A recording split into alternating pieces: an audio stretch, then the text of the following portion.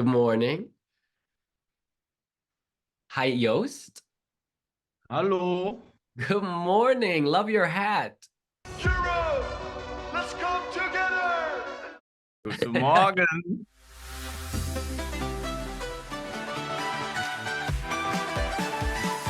So let's jump right to it. The response in the Netherlands has been huge. You beat Duncan Lawrence's streaming record. You're now the most watched Eurovision video on the official channel of the whole year. How do you feel? It's crazy. It's actually insane. I feel very honored. I'm the most happy about, like, I grew up loving marketing. I love commercials. I love marketing. I love thinking about aesthetics. I love thinking about ways to market myself. It's like not even a passion. It's more than it's my life. I got it tattooed on my leg. I love marketing. So the fact that the marketing is marketing right now, that's crazy. Did you expect this? Not in this capacity, not as fucking big as it is. It's way bigger than I ever. It feels like my YouTube video is a TikTok. The amount of views, is like a TikTok.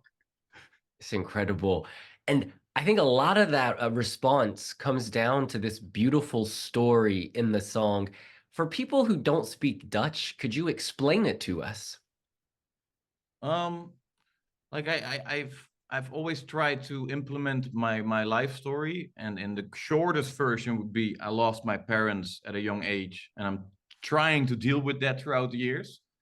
And now I'm 26, and I got the chance to use this platform, one of the biggest stages, probably the biggest stage ever, to actually share that emotion. I think the story of an orphan traveling, trying to get known, trying to get his name out there. I think that's the main core of it. And also, yeah, my dad is just one of my biggest inspirations, and he taught me like an open mind. He taught me to not look at labels. And I don't know the English translation perfectly, but just people are people, and that's where the sentence ends. Mm. And at the end of the video, we see a photograph burning. Is that a copy of one of your real photos? Yeah, it's not the real picture, but it was like, I think, in Norway with my parents. Yeah, it felt me and the director came up with the ID, and I was like, first I was like, I don't know about that one, but then it grew on me, and I was like, yeah, that's actually, I think it suits a full circle. Mm. And could you explain to folks, why is the house burning and the photograph at the end of the video? I think, like, it took a lot of like sparring, if that's an English word as well, like a lot of sparring with the director, with Veras.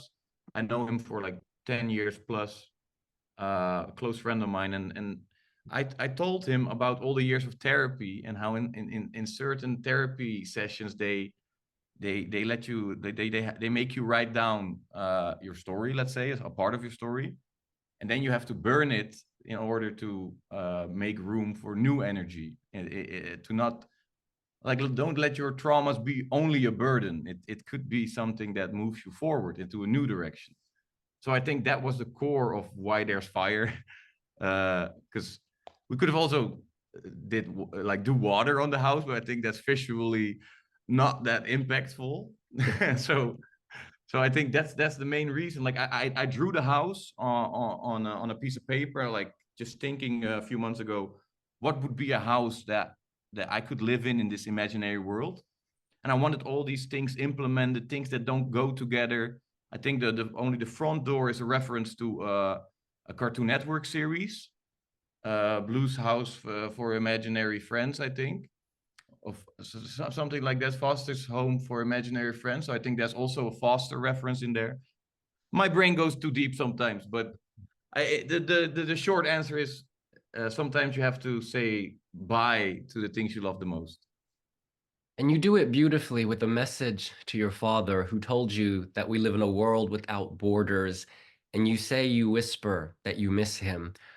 Was it difficult to film this section of the video? Yeah, it's like it's weird because you make it like I make it in a bedroom studio with Tantu, my producer, and we never go to fancy schmancy studios. We just make everything pure and raw. And then, of course, when it comes to the shooting day, it gets all professional. Normally, I direct and edit all my videos myself, so that was also a bit of a journey with all these people on set. But I think with the trust of the crew and the right people around me, like my close friends, I think it made it way easier than I was expecting. When I woke up, I was like, no, I don't want to shoot this scene. I don't know, I don't feel like it today. But maybe that's the best energy. When you don't want to do something, I'm the best under pressure. And you touched people across Europe, because people who don't speak Dutch, we felt it. Like that really got to my core, my heart. It was all these. I even saw your reaction video. Thank you so much for your kind words. It was so cool to see this Dutch. I'm speaking Dutch. Like I didn't have to make a. Like I didn't have to translate it. The internet is translating it for me, and that's. I don't know. I feel very honored to make connections around the world. I think that the small Joost inside of me that maybe went to, I don't know, me and my parents and I always went to Turkey on holiday to this all-inclusive resort. It's a very Dutch UK thing to do. And then I was always like scared to make friends and connections. And now years later, I'm actually doing it. And I see other people connect through my song, and I don't know. People told me Eurovision is a roller coaster, but this is the whole theme park. This is crazy. I don't know. It's crazy. And a final question for you. If your parents could see this music video, what do you think they would feel? And what would you say to them? I think my dad would laugh very, very hard. I think because he would be like, this guy, he said that he wanted to do it. And he, like, in Dutch we say, he got his way.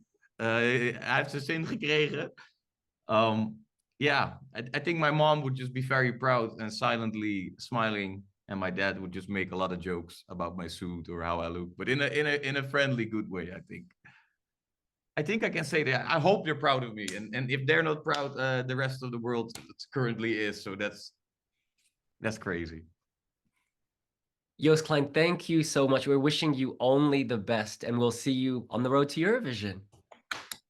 I love Malta.